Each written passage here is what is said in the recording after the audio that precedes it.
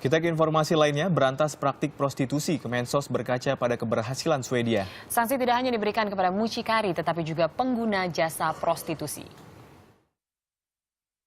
Belakangan ini, modus praktik prostitusi kian beragam. Mulai dari menggunakan media sosial hingga melalui mucikari terselubung dengan pekerja seks dari kalangan artis. Masyarakat pun meminta pemerintah segera tanggap mencegah praktik bisnis haram semakin menyebar luas. Kementerian Sosial bahkan berencana meniru Swedia yang mampu menekan prostitusi hingga 75%. Caranya dengan memberikan hukuman berat bagi pengguna jasa prostitusi. Nah, kalau kita misalnya nanti menyiapkan rancangan undang-undang ini, apakah nanti bisa diintegrasikan dengan RUU kejahatan seksual, ataukah ini akan menjadi RUU sendiri karena luasan dari kasus ini memang cukup mengagetkan banyak orang.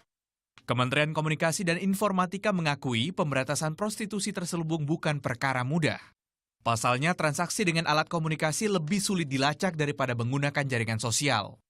Informasi masyarakat sangat diperlukan untuk meminimalisir pergerakan bisnis prostitusi. Kalau kita bicara alat komunikasi, ada kejadian dulu, setelah ada kejadian, baru komunikasinya itu dilacak. Kan seperti itu. Kalau itu alat komunikasi. Kalau situs bisa dilihat, sebelumnya bisa di-searching. Nah, kalau ketemu berarti bisa kedetek seperti itu. Kalau alat komunikasi biasanya ada kejadian, kemudian dari kejadian tadi bisa ditelusuri. Terkait dengan ditangkapnya Robi Abbas, mucikari yang menawarkan sejumlah artis sebagai pekerja seks, polisi akan terus mengembangkan penyidikan. Polisi akan menggunakan peralatan khusus yang biasa digunakan dalam mengungkap jaringan peredaran narkoba dan terorisme. Tentunya peralatan itu sudah bisa kita buktikan untuk mencegah ataupun mengungkap jaringan-jaringan yang ada selama ini. Jaringan narkoba, jaringan teroris, kita punya peralatan, termasuk juga kita mengkomunikasikannya dengan pihak Kementerian Kominfo. Ya, di sana juga punya peralatan sehingga sinergitas pelaksanaan tugas ini bisa terus kita pelihara, dan kita berharap juga para pelaku ini sudah harus berpikir sekian kali untuk melakukan aksinya ke depan. Sementara itu, sebagai efek jera, Komisi Nasional Anti Kekerasan Terhadap Perempuan menyetujui sanksi tak hanya dijatuhkan kepada mucikari, tetapi juga kepada pengguna jasa prostitusi.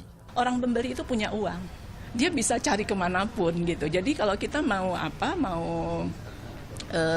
mengatasi persoalan prostitusi, saya pikir harus dimulai dengan membuat regulasi bagaimana supaya orang-orang yang punya kebiasaan gitu ya, yang para pengguna itu kemudian yang harusnya ada regulasi yang bisa mempersulit. Merebaknya bisnis prostitusi berawal dari tewasnya dedeh di tangan pelanggannya, Prio Santoso. Ia sakit hati lantaran korban menghina fisiknya saat sedang berkencan. Dari hasil penelusuran media sosial, korban diketahui terlibat dalam praktik prostitusi. Belum selesai kisru prostitusi online, polisi kembali meringkus Robi Abbas. Ia merupakan mucikari yang beroperasi sendiri dengan melibatkan artis dengan tarif puluhan hingga ratusan juta rupiah. Mantan pria wajah ini terancam kurungan 1 tahun 4 bulan. Tim Liputan melaporkan untuk NET.